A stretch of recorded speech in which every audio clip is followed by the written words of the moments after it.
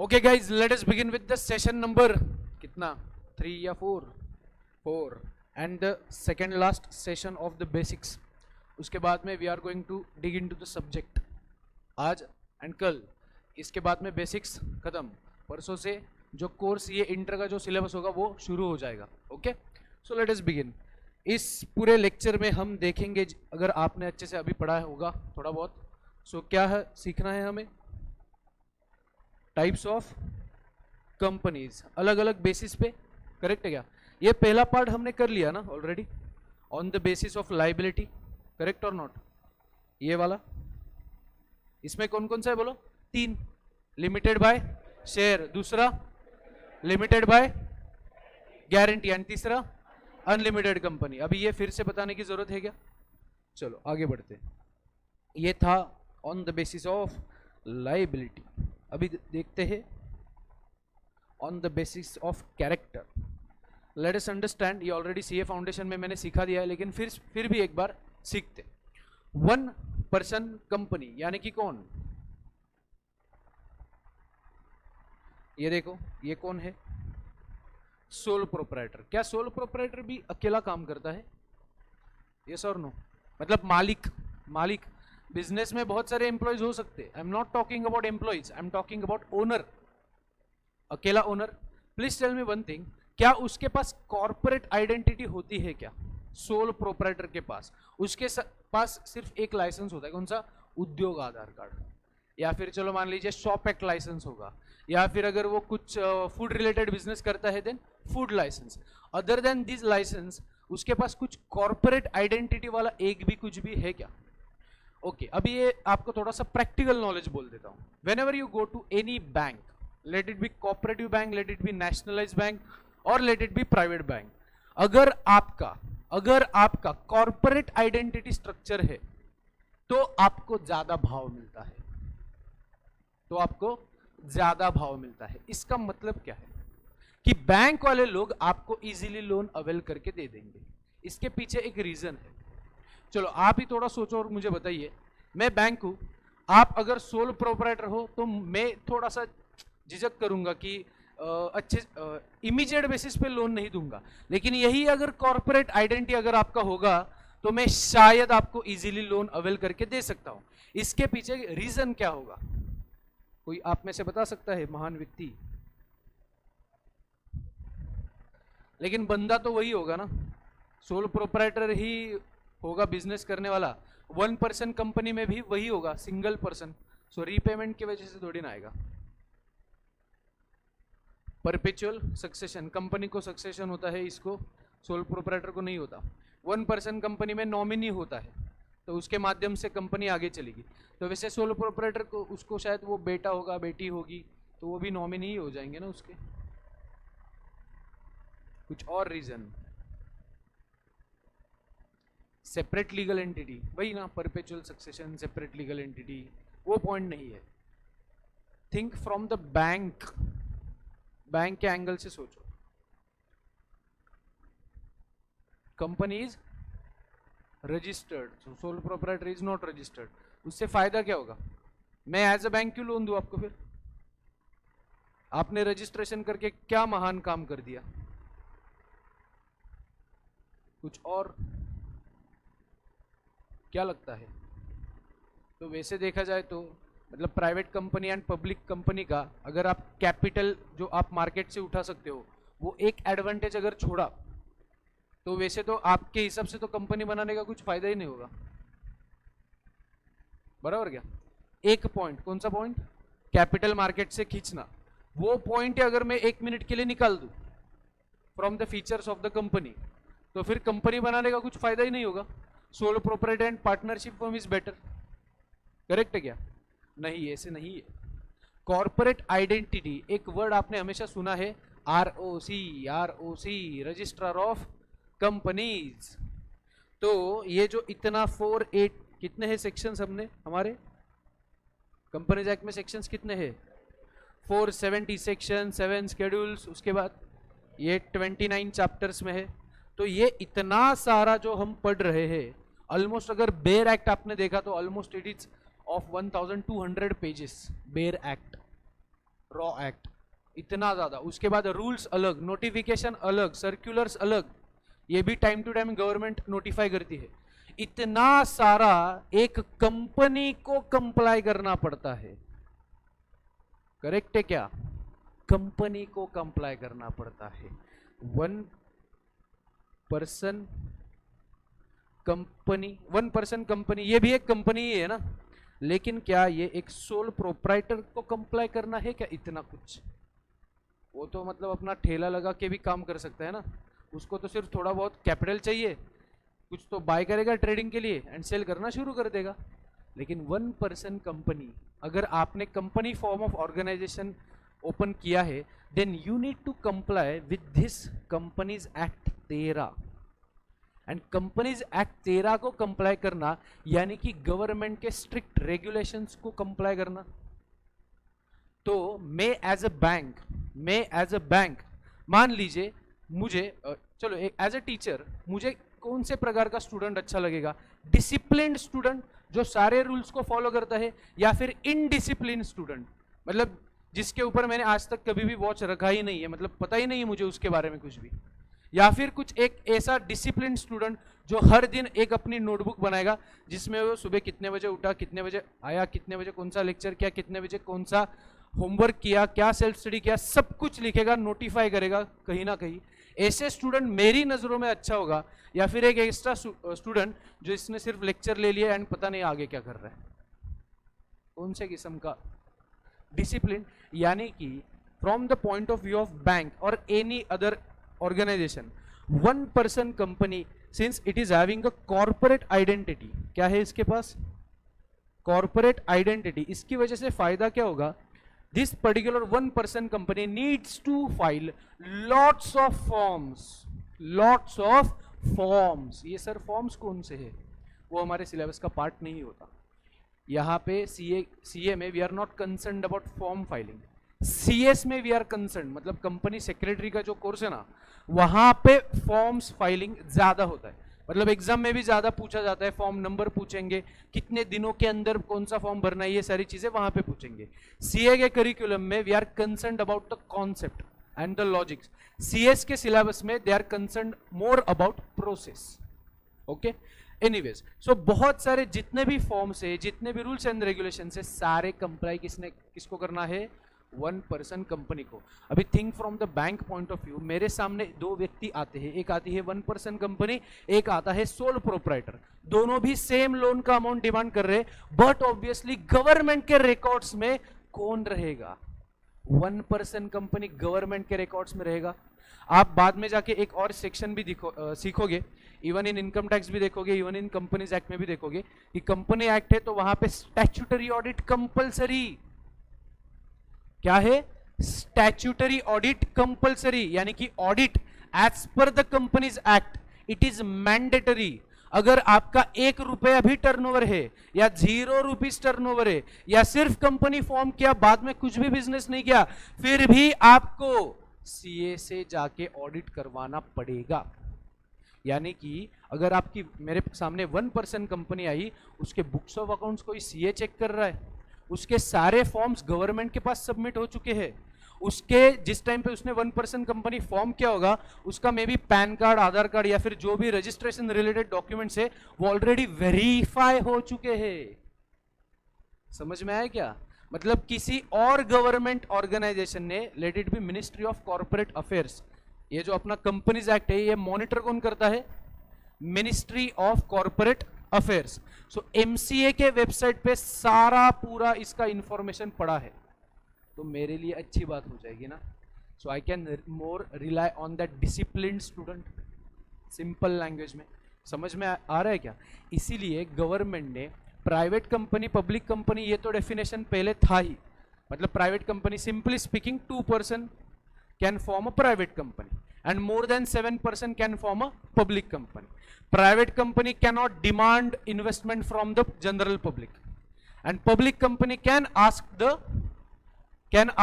what? Investment from general public. ये same features पहले से थे 1956 में, लेकिन 2013 में एक और कंसेप्ट आया जिसका नाम था वन पर्सन कंपनी मतलब मान लीजिए किसी एक ऐसा सिंगल साइको इंसान है जिसको किसी पे भरोसा नहीं है, इसलिए he don't want another shareholder in his company, he wants to establish his own business but with a corporate identity structure. So इसलिए गवर्नमेंट ने क्या किया, उसको फैसिलिटी दे दिया। समझ में आएगा? एंड ये गवर्नमेंट के एंगल से सोचो, ये अच्छी बात हुई या गलत बात हुई? मतलब कोई एक व्यक्ति उसका बिजनेस पूरा ऑडिट करवा के ले रहा है, सारे फॉर्म्स फाइल कर रहा है, आरओसी को पूरा डॉक्यूमेंटेशन जा रहा है, तो ये गवर्नमेंट के एंगल से भी मॉनिटर करने के पॉइंट ऑफ व्यू से अच्छा हुआ या बुरा हुआ? अच्छा ही हुआ। जितने सारे बिजनेस इंडिया में ज्यादा मॉनिटर होंगे उतने ही फ्रॉड्स कम होंगे, उतने ही, समझ में आ रहा है क्या? फ्रॉड जितने भी होते हैं ना, अभी आप देखते हो ना न्यूज या सिर्फ सॉन्ग सुनते हो गूगल पे, कभी कभी सुना है ना, Nirav Modi, PNB scam, Vijay Mallya scam, ये तो बहुत बड़े स्कैम हुए, छोटे छोटे तो मतलब अनलिमिटेड होते ही रहते। एंड इवन इनकम टैक्स में भी आप बहुत सारे फ्रॉड के केस देख ही लोगे। Anyways, so one person company, तो ये देखो पहले ये ठेला लगाता था, अभी इसने सूट पहन लिया। Is it visible to you? अभी सूट पहना इट डजंट मीन कि इसने कॉर्पोरेट आइडेंटिटी किया, just for the sake of example. ये ठेला दिख रहा है क्या आपको स्क्रीन पे? ओके, एक काम करना, पर्दा लगा,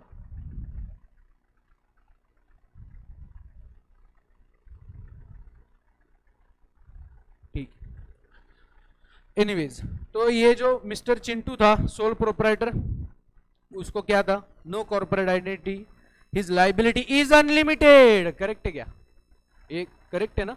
हिज लाइबिलिटी इज अनलिमिटेड। उसने अगर बैंक से कुछ लोन उठाया, उसको खुद के पर्सनल प्रॉपर्टी से भी रीपे करना पड़ेगा। करेक्ट है क्या? उसके बाद as he's and his business are same legal person, अकेले ही है। लेकिन कॉर्पोरेट आइडेंटिटी कहां पे मिलेगा? सेपरेट लीगल एंटिटी कंसेप्ट कहां पे मिलेगा? बोलो, वन पर्सन कंपनी अगर फॉर्म किया तो। Anyways, so this was all about one person company. उसके बाद में conditions for owner and nominee slash representative.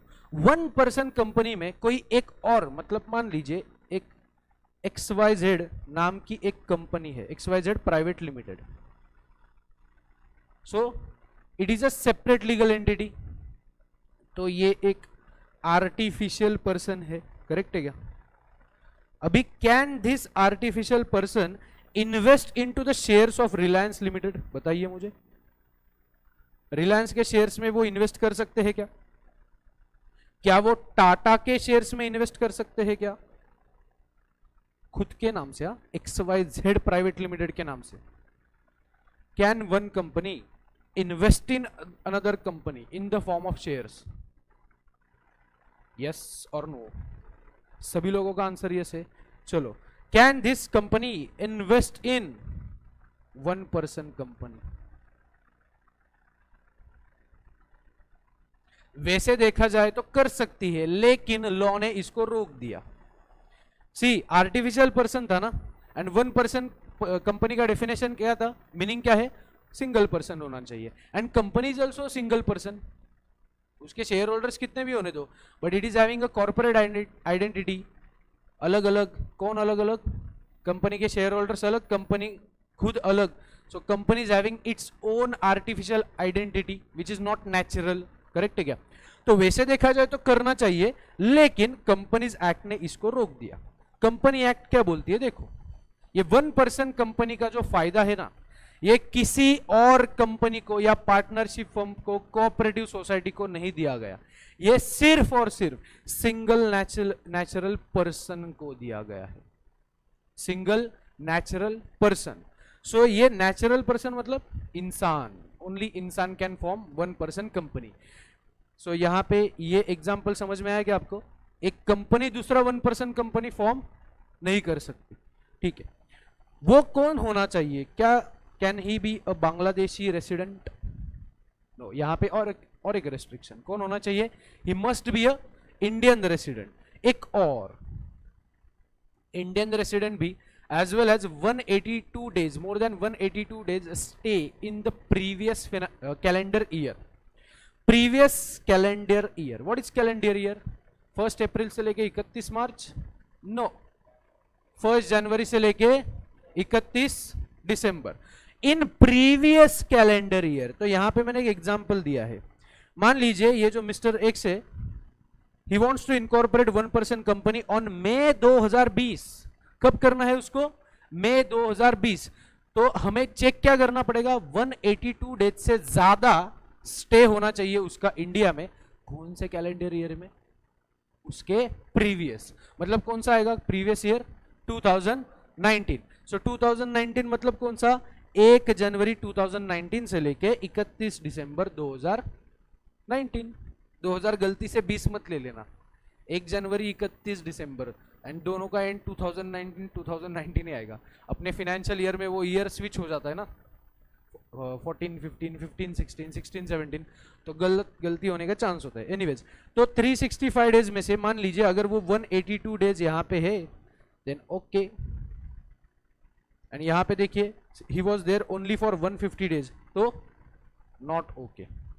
तो my question to you is, मान लीजिए वो 150 डेज था 2019 में, लेकिन 2020 फुल 365 डेज इंडिया में। So can he form OPC in 2020? 2020 में? No. Can he form OPC in 2021?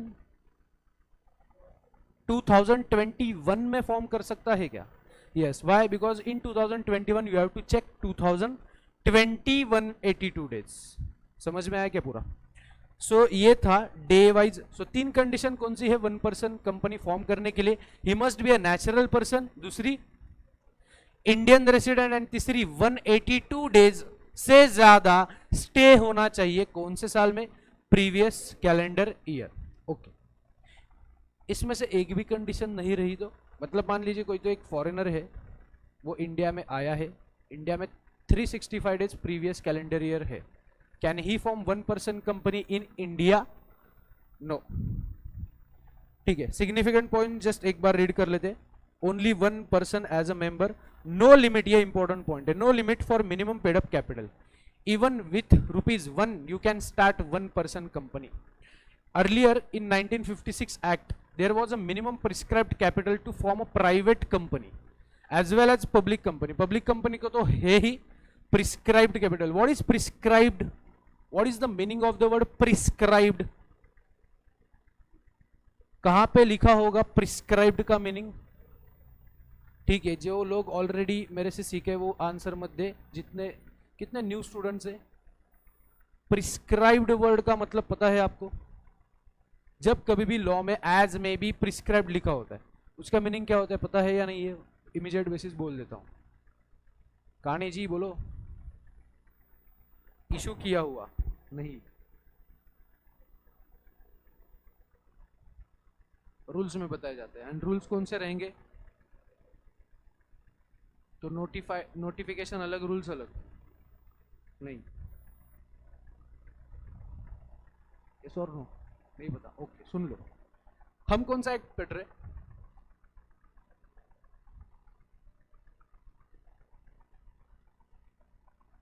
ठीक है, अभी एक्ट में हर साल अलग अलग अमेंडमेंट्स होती है, हर साल अलग अलग अमेंडमेंट्स होती है, हर साल। जैसे कि अभी आपको शायद प्रतीक सर ने बताया होगा कि फाइनेंस बिल वगैरह क्या होते हैं, पता है? मतलब हर साल वो आता है, बजट वगैरह कुछ इंट्रोडक्शन में बताया होगा शायद। सो जैसे कि इनकम टैक्स में हर साल बजट आता है, बजट पेश होता है, तो वैसे ही कंपनीज एक्ट, जो भी एक्ट है इंडिया में, वो भी हर साल नोटिफाई होने के चांस होते हैं। सो आइदर अगर सेक्शन में कुछ चेंजेस करने रहेंगे तो वो आते हैं बजट के दिन ही, आइदर बजट के दिन या फिर ड्यूरिंग द ईयर भी आ सकते हैं। ड्यूरिंग द ईयर कैसे? जिस टाइम पे वो पार्लियामेंट्री सेशन ऑन होता है उस टाइम पे कुछ चेंजेस वगैरह कर सकते हैं वो लोग। सो उस टाइम पे अगर मान लीजिए during the parliamentary session, Lok Sabha Rajya Sabha, वहां पे मोदी जी एंड वो जया बच्चन, जावेद अख्तर कहाँ पे होते हैं? राज्यसभा। सो वहां पे अगर वो बिल पास हो गया, वहां पे अमेंडमेंट्स पास हो गए, इमीडिएट बेसिस पे वो एक्ट में आ जाते हैं। एक्ट मतलब किस में इंसर्ट हो जाएंगे? इसमें 2013 एक्ट में। करेक्ट, ये हो गए सेक्शन के अमेंडमेंट्स। अभी मान लीजिए सेक्शन अमेंड करना है तो पूरा वो पार्लियामेंट्री प्रोसेस आपको करना है, लेकिन मान लीजिए कोई एक सिंपल सा एक फॉर्म है आरओसी को सबमिट करने का, उसमें एक छोटा सा चेंज करना है। सो ये जो सारे फॉर्म्स वगैरह है, it is not in act but it is in rules, it is in rules. तो रूल्स कौन से है? कंपनीज रूल्स 2013, 14, 15, 16, 17, 18, 19, 20 हर साल रूल्स चेंज होते रहते हैं, हर साल रूल्स का अलग अलग बुक पब्लिश होता है। अभी 100% चेंज हो गए क्या? नहीं, जितने मतलब टाइम की रिक्वायरमेंट है। फॉर एग्जाम्पल डिजिटल सिग्नेचर पहले के जमाने में कंपलसरी नहीं था अटैच करना, आज के जमाने में ईच एंड एवरी फॉर्म को डिजिटल सिग्नेचर अटैच करना जरूरी है। तो ये कहीं ना कहीं रूल में उन्होंने चेंज किया होगा ना कि as per this form you have to attach your digital signature, manual signature is not allowed. तो ये कभी ना कभी तो चेंज किया होगा कि नहीं? समझ में आ रहा है क्या? सो वो रूल्स में चेंजेस। सो एक होता है एक्ट, एक होता है रूल्स। सो जब कभी भी एक्ट में हम ये लाइन पढ़ते हैं कि as may be prescribed, as may be prescribed, ये लिखा होता है एक्ट में। तो प्रिस्क्राइब्ड का मतलब ये होता है कि चेक कीजिएगा रूल्स, चेक कीजिएगा रूल्स। तो रूल्स के बुक में आपको वो सारी जानकारी मिल जाएगी कि उसका मॉनिटरी लिमिट कितना है या फिर उसके लिए प्रोसेस क्या फॉलो करना है। लेकिन ये एज में भी प्रिस्क्राइब्ड, इसके अलावा एक और एक होता है, वो शायद आज के दिन एक एग्जांपल आ जाएगा आपके सामने। कभी कभी क्या होता है, लॉ मेकर बहुत ही डेंजरस किस्म का ड्राफ्टिंग करते हैं। वहां पे वो क्या करते हैं, फॉर एग्जांपल यहां पे मान लीजिए वो स्मॉल कंपनी का जो डेफिनेशन है ना, उसमें हम देखेंगे कि 2 करोड़ टर्नओवर और as may be prescribed but up to I think 20 crore. ये ऐसे खतरनाक लेवल का ड्राफ्टिंग कर लिया है, वो हम पढ़ेंगे वहां पे स्पेसिफिकली। तो यहां पे देखो कितना ज्यादा गुमराह किया है। सबसे पहले तो क्या लिखा, 2 करोड़ का टर्नओवर, उसके ऊपर नहीं हो सकता। उसके बाद में और एज में भी प्रिस्क्राइब्ड, और एज में भी prescribed but cannot exceed 20 crore. तो 2 करोड़ लिमिट देखे, 20 करोड़ लिमिट देखे, या एज में भी प्रिस्क्राइब्ड देखे। समझा गया क्वेश्चन? तो समझा गया आपको? मतलब स्मॉल कंपनी का टर्नओवर कितने रुपीज से ज्यादा नहीं होना चाहिए, ये पूरा कंबाइंड रीड करके क्या समझा आपको? 2 करोड़ से ज्यादा नहीं होना चाहिए, 20 करोड़ से ज्यादा, या एज में भी प्रिस्क्राइब्ड। मान लीजिए एज में भी प्रिस्क्राइब्ड में 50 करोड़ लिखा होगा तो 50 करोड़ ले। एग्जैक्टली क्या ले बताऊंगा, सस्पेंस रखते 2 मिनट के लिए। चलो coming back to the subject. So no limit for minimum paid up capital. In 1956 there was a limit, but for 1 person company there is no such limit. तो please tell me one thing, even if आपके पास बहुत छोटा पैसा है, आप अभी अभी जस्ट सीए बने हो, अभी अभी आपको बिजनेस करना है शुरू, तो can you start your business with 1 person company? या कोई भी छोटा मोटा इंसान can he start? Yes. Name of other person as nominee, compulsory एक नॉमिनी रखना पड़ता है। बेचारी 1 पर्सन कंपनी जिसने बनाई थी उसका देहांत हो गया, तो 1 पर्सन कंपनी आगे कैसे जाएगी? इसलिए हमेशा एक नॉमिनी रखना ही पड़ता है। And that nominee shall also be a natural person. No person shall be eligible to incorporate more than one person company. एक सिंगल आदमी, मैं Sarvesh Mahendra, I can form only one person company. जैसे कि ये चिंटू है, ये कौन है? चिंटू है। Can he be an investor in Chintu private limited, Chintu public limited, C square limited, CCCC private limited, ऐसे न जाने कितने हैं कंपनियां। क्या ये सिंगल व्यक्ति mister Chintu can he invest the shares in all this 4 companies? Yes और नो? एक प्राइवेट लिमिटेड है ऊपर वाली CCCC, दूसरी है चिंटू प्राइवेट लिमिटेड, तीसरी है चिंटू पब्लिक लिमिटेड, एंड वो 2 पब्लिक कंपनियां हैं, 2 प्राइवेट कंपनियां हैं। क्या ऐसे वो कर सकता है क्या? यस। किसने रोका है? तो ऐसे अगर अलाउ ही नहीं किया तो आप मल्टीपल कंपनीज के शेयर्स बाय कर सकते हो क्या एज एन इन्वेस्टमेंट? सो यहाँ पे कोई भी रेस्ट्रिक्शन नहीं है, आप कितने भी कंपनियों में कितने भी अमाउंट होल्ड कर सकते हो। There is no restriction. Restriction तो है उसके इनकम के ऊपर, मतलब इनकम अर्न किया तो टैक्स भरो। गवर्नमेंट क्या बोलती है, आपको जितना प्रॉपर्टी बाय करना है कर लीजिएगा, लेकिन इनकम जनरेट हुआ तो टैक्स भरिएगा। एनीवेज, लेकिन ये चिंटू की और एक कंपनी है, Chintu OPC. So can he form Chintu OPC 2? तो यहां पे रेस्ट्रिक्शन डाला गया है। चिंटू ओपीसी 1 फॉर्म कर सकता है, मतलब एक सिंगल ओपीसी सिंगल व्यक्ति की, लेकिन दूसरे OPC he can not start. Sir और एक क्वेश्चन, चिंटू पिंटू के साथ ओपीसी में आ सकता है क्या? चिंटू का दोस्त है पिंटू, पिंटू के साथ can he come into the OPC? अरे पागल लोग, ओपीसी में एक ही व्यक्ति होता है। So Pintu and Chintu they can form Chintu Pintu private limited और पब्लिक लिमिटेड, बट ओपीसी नहीं फॉर्म कर सकते। ओपीसी तो सिर्फ अकेला बंदा ही फॉर्म कर सकता है। ये लॉजिक क्लियर हुआ क्या? चलो, no minor can become subscriber. So आप में से बहुत सारे लोग ओपीसी फॉर्म नहीं कर सकते।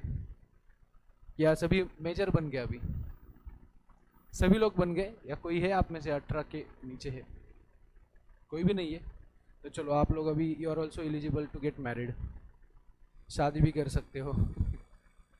Cannot convert into section 8 company. OPC cannot be converted into section 8 company. What is section 8 company? Simple language में बोलना, नॉट फॉर प्रॉफिट। चलो एक नाम लेते हैं, बीइंग ह्यूमन। सलमान खान की सबको पता है कि नहीं? अभी इतना मार्केटिंग हो चुका है उसका। So section 8 company. लास्ट में cannot carry non banking financial, ये इन्वेस्टमेंट के आगे एक वर्ड रह गया, एनबीएफसी बिजनेस। अरे यार, non banking financial corporation. So NBFC business, simply speaking loan देना एंड इंटरेस्ट कमाना। ये बिजनेस कौन नहीं कर सकता? ओपीसी। यानी कि बैंकिंग बिजनेस ओपीसी नहीं कर सकता। क्यों रेस्ट्रिक्शन डाला गया होगा? क्योंकि बैंकिंग के लिए बहुत हेवी कंप्लायंसेस होते हैं एंड वो बेचारा 1% कंपनी फॉलो नहीं कर पाएगा। एंड इवन अगर आपने 1% कंपनी का लिमिट देखा कितना होता है, वो 2 करोड़ लिमिट होता है। 2 करोड़ तो मतलब बहुत कम लिमिट हो गया ना। 2 करोड़ के ऊपर अगर गया तो आपको कंपलसरी कन्वर्ट करना पड़ता है इनटू द प्राइवेट कंपनी। सो देखो, cannot convert voluntarily unless 2 years completed. अगर आपको ओपीसी से प्राइवेट कंपनी में कन्वर्जन करना है, सी प्राइवेट कंपनी मतलब क्या? मान लीजिए पहले चिंटू ने ओपीसी शुरू किया, बाद में उसका बिजनेस ग्रो हो गया, तो पिंटू अप्रोच्ड हिम, भैया जी मुझे भी ले लीजिए ना बिजनेस में, मैं भी कैपिटल लाता हूं। तो चिंटू सेड कि नहीं, 2 साल तक मैं नहीं ले सकता किसी को भी, वॉलंटरीली। इसका मतलब क्या है? कंपलसरी में कुछ और होगा। वॉलंटरी मतलब खुद होके OPC cannot be converted into private company for minimum 2 years। 2 years कब से देखना है? From the date of incorporation. जैसे ही ओपीसी बना उसके 2 साल तक आपको क्या नहीं करना है? प्राइवेट में कन्वर्ट नहीं करना है। ये समझ में आया क्या? लेकिन अगर आपका टर्नओवर एक्सीड कर दिया, मान लीजिए मैंने ओपीसी शुरू किया एंड बहुत दिमाग है मुझे बिजनेस कैसे करना है, तीसरे महीने में मेरा टर्नओवर हो गया 4 करोड़, तो मैं अभी उतना छोटा नहीं रहा। सो यहाँ पे गवर्नमेंट क्या बोलती है? अगर पेड अप कैपिटल 50 लाख के ऊपर चला गया, my capital contribution, and average turnover 2 crore के ऊपर चला गया, एक्सीड्स 2 करोड़, देन मुझे क्या करना पड़ेगा? उस सिचुएशन में कंपलसरी मुझे क्या करना पड़ेगा? कन्वर्ट करना पड़ेगा। कहां से कहां कन्वर्ट करूं? ओपीसी से प्राइवेट कंपनी। लेकिन मैं छोटा ही हूं, मुझे इतना ज्यादा सेंस नहीं है, नॉन सेंस हूं, तो फिर क्या होगा? 2 साल तक बिजनेस किया, 10 लाख रुपए भी टर्नओवर अचीव नहीं हुआ, तो क्या करूं? 2 साल तक कन्वर्ट कर सकता हूं क्या? नहीं। 2 साल के बाद कन्वर्ट कर सकता हूं क्या? सब कुछ क्लियर हुआ क्या या नहीं हुआ? ओके चलो। सो फीचर्स ऑफ द ओपीसी, ठीक है यार, ये एनीवेज ये भी ठीक है। चलो, सो this was all about 1 person company. तो लेट अस क्विकली समराइज, क्या है 1 पर्सन कंपनी? बोलो चलो। सेपरेट लीगल आइडेंटिटी मिलेगा या नहीं मिलेगा? सोलो प्रोप्राइटर से ज़्यादा पावरफुल या कम पावरफुल? सो चलो, वो आप कितने दिनों में कन्वर्ट नहीं कर सकते? किस में कन्वर्ट नहीं कर सकते? प्राइवेट कंपनी में। लेकिन अगर मैंडेटरी कन्वर्ट करना पड़ेगा अगर टर्नओवर कितने से एक्सीड हुआ तो? 2 करोड़ से एक्सीड हुआ। Paid up share capital 50 lakhs and इसके नीचे ही है एंड 2 साल अभी तक हुए नहीं है, तो कैन यू कन्वर्ट? नहीं, ओके। उसके बाद में 1% कंपनी एंड सोल प्रोपराइटर, ये जो दोनों भी है, सोल प्रोपराइटर के ऊपर कंपनीज एक्ट एप्लीकेबल होगा क्या? 1% कंपनी के ऊपर, 1% कंपनी में क्या partnership firm enter into 1% company? Can he invest? Can a private company invest into 1% company? Can a public limited company invest into 1% company? No. Then who can invest? Only single natural person. Single natural person का मतलब ये नहीं कि he shall not be a married person, उसका मतलब है एक इंसान, एक इंसान क्या कर सकता है? 1% कंपनी शुरू कर सकता है। ओके, प्रीवियस ईयर में कितना दिन रहना चाहिए उसने, इंडिया ने? Previous calendar year and not financial year. कौन सा ईयर? Calendar year. कितने दिनों से ज्यादा? 182 डेज से ज्यादा। क्या इसको सेपरेट लीगल आइडेंटिटी मिलेगा? Can he convert into section 8 company? I think this is more than sufficient. चलो आगे बढ़ते हैं। प्राइवेट कंपनी एंड उसके बाद में स्मॉल कंपनी, ये पब्लिक कंपनी। तो चलो पहले पब्लिक कंपनी का डेफिनेशन देखते हैं। Since all of you know Reliance limited, Reliance industries limited, Tata limited, Tata industries limited, या कुछ और कंपनी के नाम पता है क्या? लिमिटेड वाले। लिमिटेड मतलब पब्लिक कंपनी। पब्लिक कंपनियों के कुछ नाम पता है क्या? जल्दी से बताना। आपको पता नहीं है? लिस्टेड कंपनियां, चलो एग्जांपल दो मुझे। Infosys, correct. Bitcoin, bitcoin is not listed company. Indian stock exchange पे तो लिस्टेड नहीं है वो, शेयर मार्केट में नहीं होती वो, दूसरे मार्केट में, कैपिटल मार्केट्स में हो सकते हैं। बोलो ना, नाम बोलो। और ओएनजीसी। अरे आपको कंपनी पता नहीं है? Asian Paints, okay. Coal India, Cipla, बोलो बोलो। SBI, bank of Maharashtra, ICICI, ये भी सारे हैं। और हाँ ठीक है, अभी बैंक खत्म हो गए ना कितने, अभी हर एक बैंक के नाम मत लेना। हाँ, और गाड़ियों की कंपनी, फोन की कंपनियां, सारी बड़ी कंपनियां। और क्लोथ्स की कंपनियां है क्या कोई लिस्टेड? यस, मैंने शर्ट पहना है। रेमंड, मतलब as per as my knowledge Raymond is a listed company, बाकी की शायद हो सकती है। और पता है क्या कोई बड़ी कंपनी है? पीटर इंग्लैंड भी लिस्टेड कंपनी है, उसका नॉलेज मुझे नहीं है। रेमंड पता है क्योंकि रेमंड ये बहुत 70 साल पुरानी कंपनी है। एमआरएफ टायर्स, बाईजूज, बाईजूज पता है, ई लर्निंग एप्लीकेशन छोटे बच्चों का। रिलायंस, हाँ रिलायंस तो ये सबको पता है, Reliance. Anyways, so there are more than 5000 कंपनियाँ, बहुत सारी कंपनियाँ। वैसे देखा जाए तो 15 लाख कंपनियाँ हैं इंडिया में, उसमें से 10 लाख के आसपास प्राइवेट कंपनियां हैं एंड 5 लाख के आसपास पब्लिक कंपनियां हैं। उन 5 लाख में से बहुत कम कंपनियां लिस्टेड कंपनियां हैं। लिस्टेड मतलब अभी वो क्या है, लिस्टिंग वगैरह क्या होता है वो देखेंगे, सारी चीज़ें बाद में डिटेल में। अभी सिंपली इतना ही समझ लो, अगर आप प्राइवेट कंपनी हो तो आपके पास पैसा किसका रहेगा? खुद का ही, मतलब जो शेयर होल्डर रहेंगे 2, 3, 4, 5 जो भी है उनका ही। उसके बाद पब्लिक कंपनी है तो उसमें 2, अनलिस्टेड एंड दूसरा लिस्टेड। तो अनलिस्टेड में क्या होगा बोलो? अनलिस्टेड में क्या होगा? अनलिस्टेड में पैसा किसका होगा? अगेन वो खुद का ही होगा, मतलब जितने भी शेयर होल्डर है उनका ही।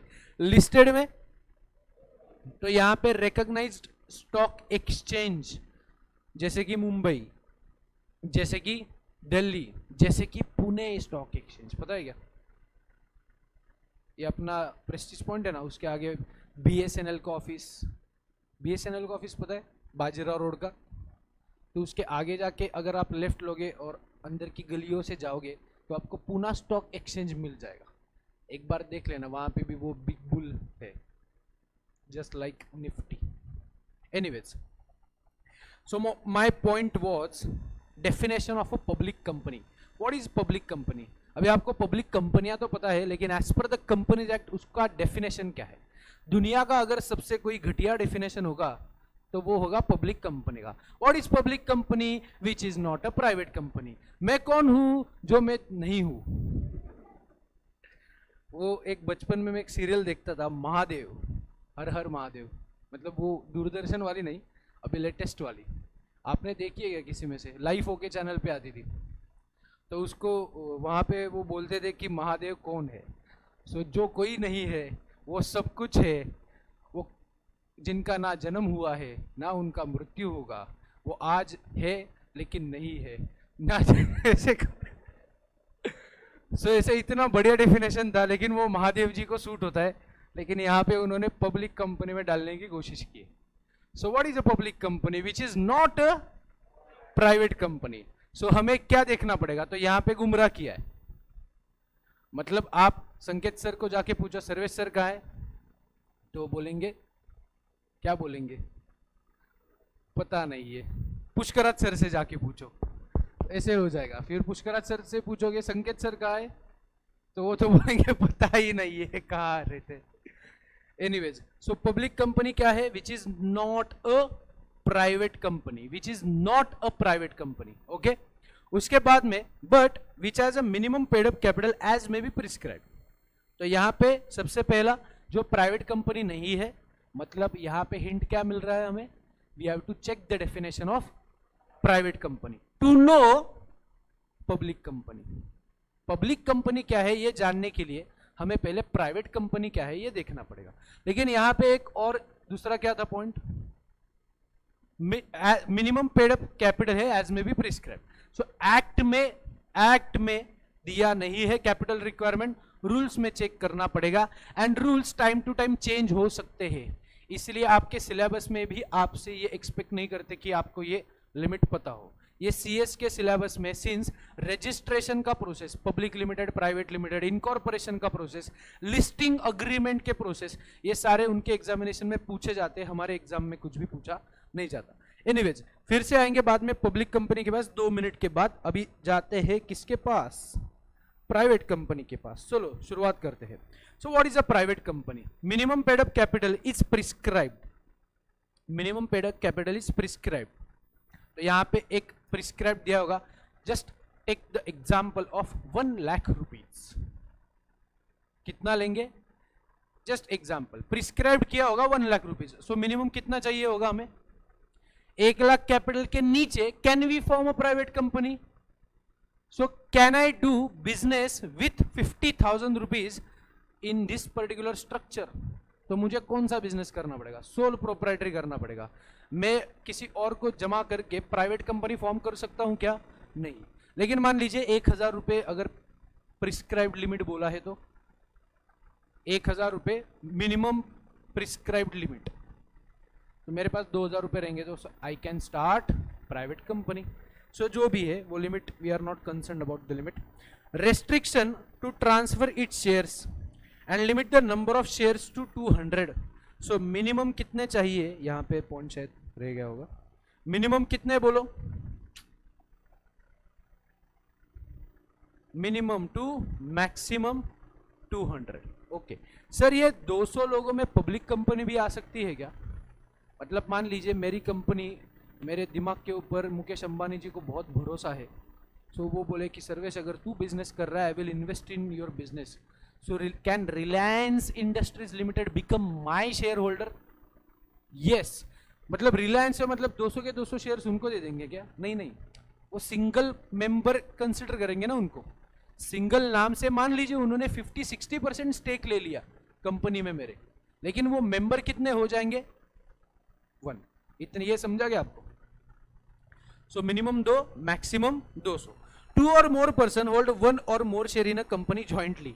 मान लीजिए मुकेश अंबानी जी अलॉन्ग विथ, उनकी बीवी का नाम क्या है? नीता अंबानी, दोनों ने मिलके 1 शेयर मेरी कंपनी में लिया जॉइंट में। एक तो मेरे शेयर का वैल्यू है फेस वैल्यू 10 रुपीज, उसमें से 5 रुपए एंड 5 रुपए दोनों ने कॉन्ट्रीब्यूशन किया एंड दोनों ने 1 शेयर बाय किया। So can I consider this 2 persons as 2 members और only a single member? Single member. इतना समझ में आया? एम्प्लॉइज एंड एक्स एम्प्लॉइज अगर उनको शेयर्स दिए होंगे, जैसे कि एम्प्लॉइज को फॉर एग्जांपल ईसॉप्स दिए जाते हैं, स्वेट इक्विटी शेयर्स, बहुत काम किया बेटा तूने, चल खुश हो गया मैं मतलब कंपनी, चल एंजॉय कर कंपनी में, तू भी मालिक बन जा। सो मैं क्या करता हूं, स्वेट इक्विटी शेयर्स देता हूं, या फिर दूसरा क्या होता है, ईएसपीपी होता है, एम्प्लॉय स्टॉक ऑप्शन स्कीम, या फिर स्वेट इक्विटी शेयर्स। देखेंगे इसके बहुत डिटेल में हम डिस्कस करेंगे चैप्टर नंबर 3 में। तो स्वेट इक्विटी हो या फिर ईसॉप हो, तो ये दो प्रकार के जो शेयर्स दिए हैं, किसको दिए गए, एम्प्लॉय। मान लीजिए उसने अभी अब कंपनी छोड़ दिया है बट उसके पास अभी भी शेयर्स पड़े, तो ऐसे लोगों को मेंबर में गिने क्या? नहीं। ऐसे बहुत सारे रिलायंस के या फिर टाटा कंपनी के मैनेजरियल लोगों में से लोग होंगे जिनके पास कंपनी के बहुत सारे शेयर्स होते हैं। हर साल कंपनी क्या करती है, खुश करने के लिए थोड़े शेयर्स अलॉट करती रहती है। किसको? किसको? एम्प्लॉयज को। तो अगर आप एम्प्लॉय हो या फिर आप एक्स एम्प्लॉय हो, and if you hold any stake in the company, then what will happen, you will not be considered in that number of members. समझ में आया क्या? यानी कि बाहर वाला होना चाहिए, घर वाला कोई भी नहीं होना चाहिए। घर वाला मतलब एम्प्लॉय। प्रोहिबिट्स, ये सबसे इंपॉर्टेंट पॉइंट, सबसे important point, prohibits invitation to public to subscribe for securities. इसका मतलब क्या है?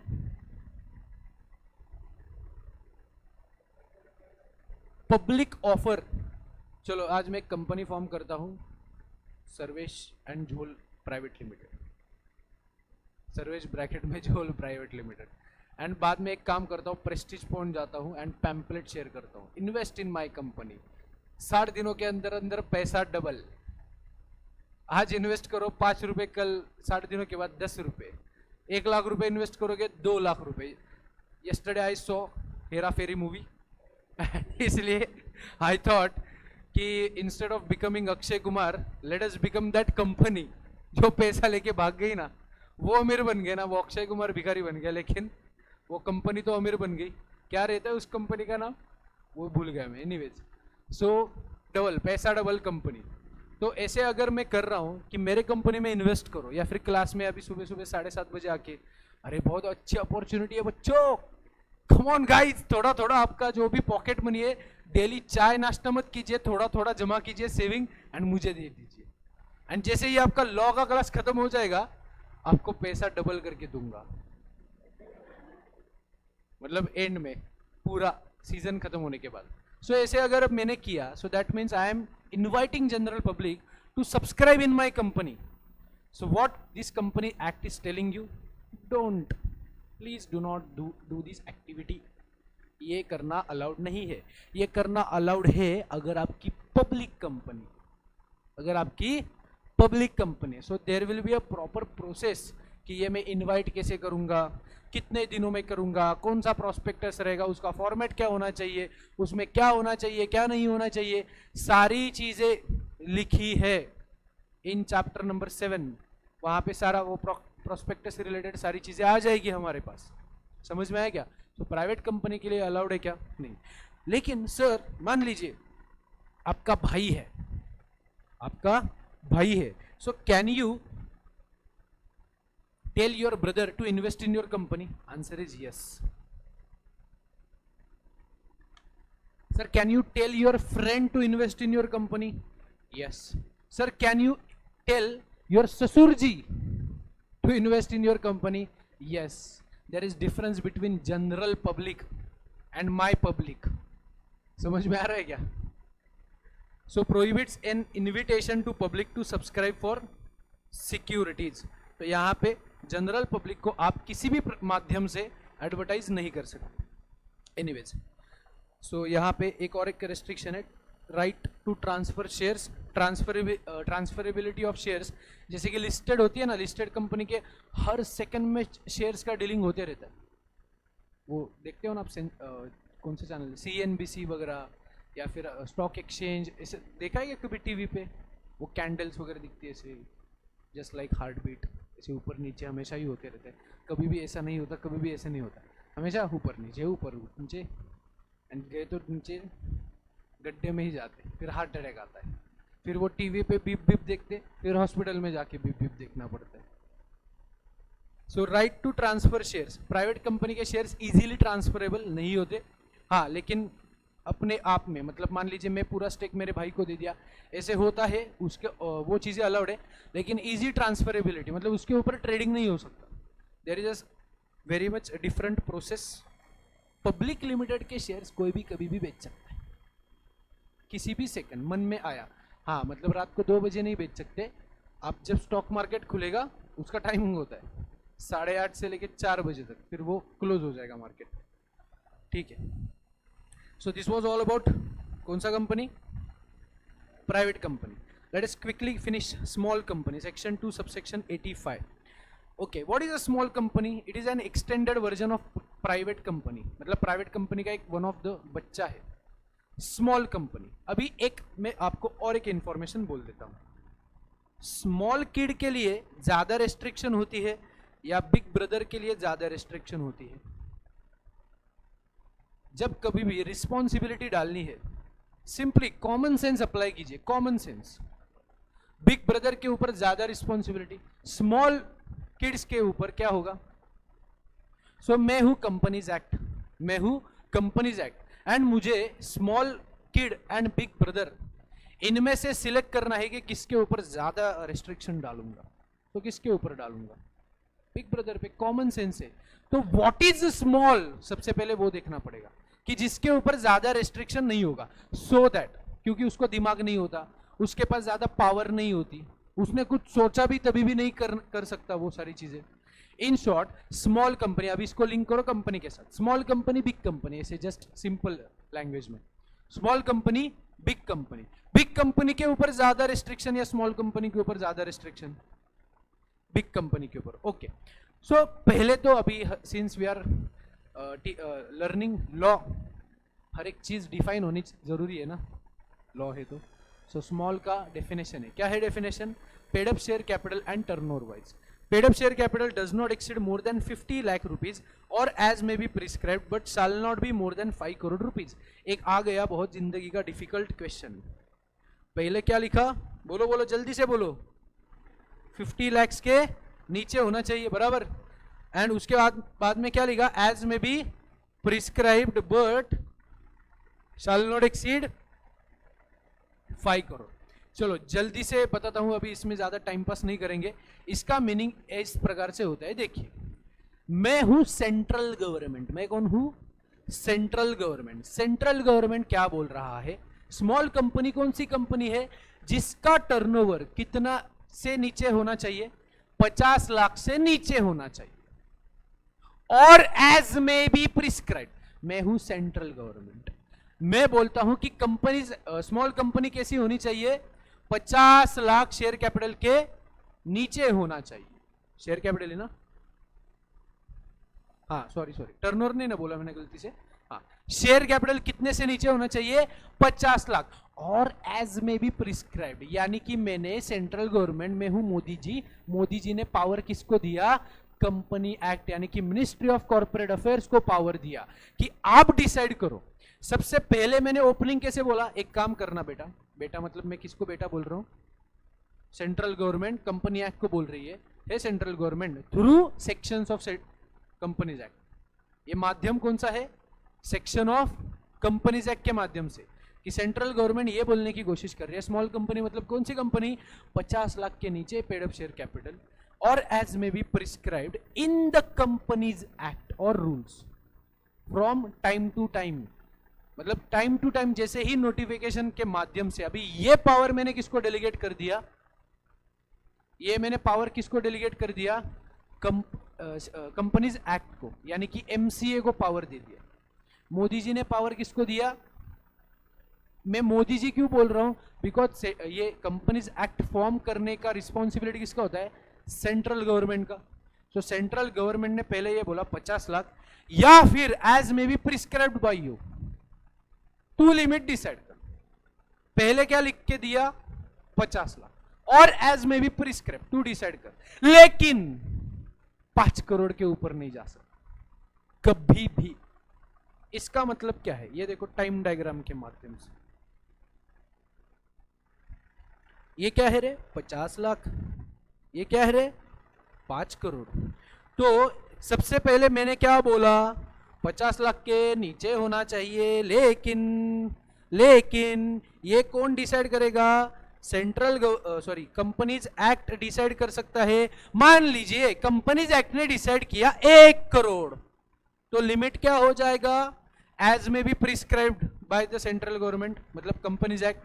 तो वहां पे कंपनीज एक्ट ने डिसाइड किया 1 करोड़, अभी लिमिट कितना बन जाएगा, मतलब 1 करोड़ के नीचे की सारी कंपनियां स्मॉल कंपनी, 1 करोड़ के ऊपर की सारी कंपनियां पब्लिक नहीं, नॉट अ स्मॉल कंपनी वो बिग कंपनी नहीं बनेगी, नॉट अ स्मॉल कंपनी। समझ में आया क्या? ठीक है, कंपनीज एक्ट ने प्रिस्क्राइब किया 2 करोड़, कितना किया 2 करोड़। वाह वाह, मैजिक पेन। बोलो अभी क्या होगा,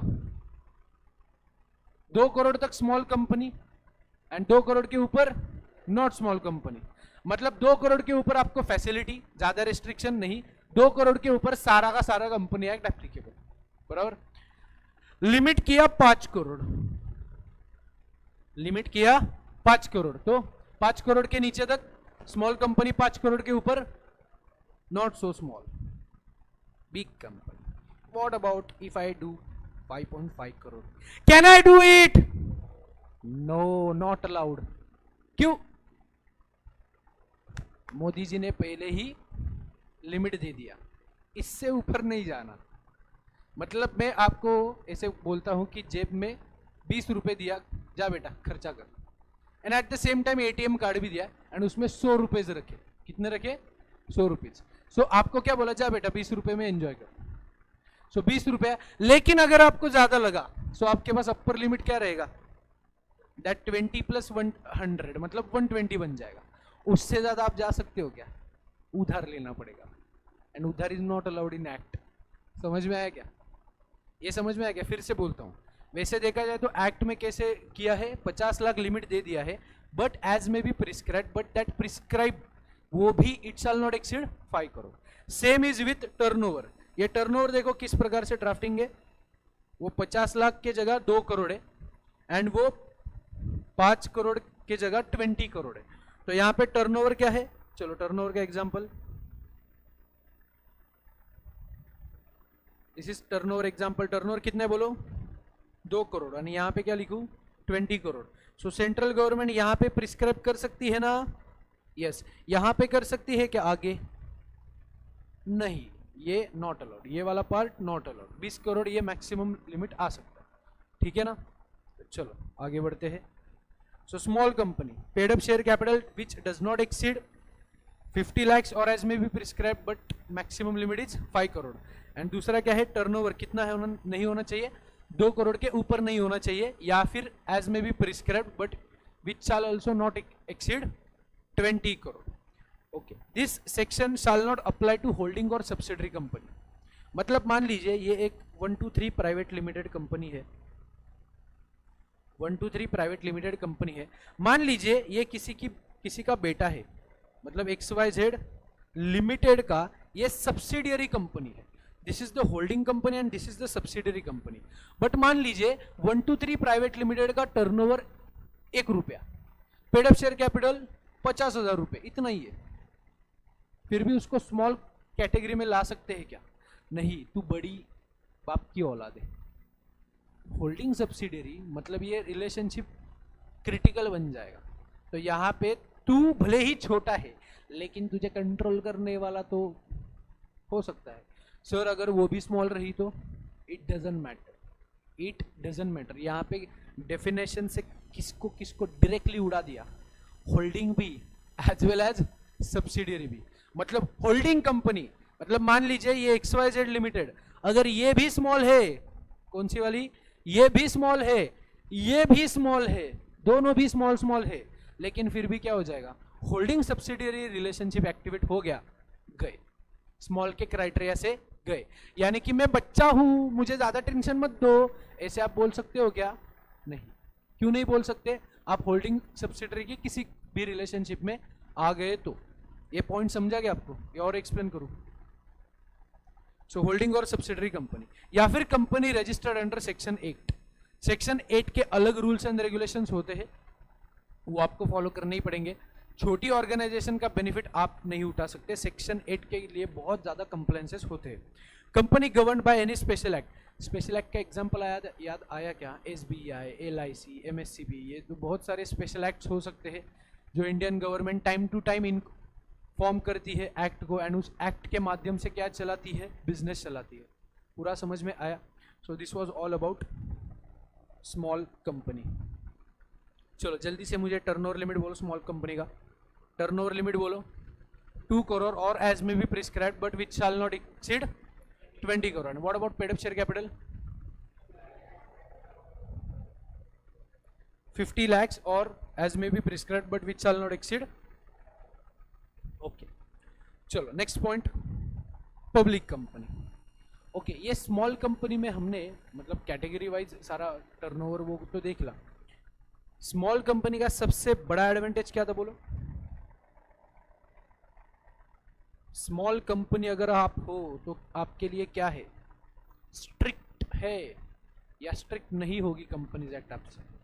स्ट्रिक्टनेस नहीं होगा।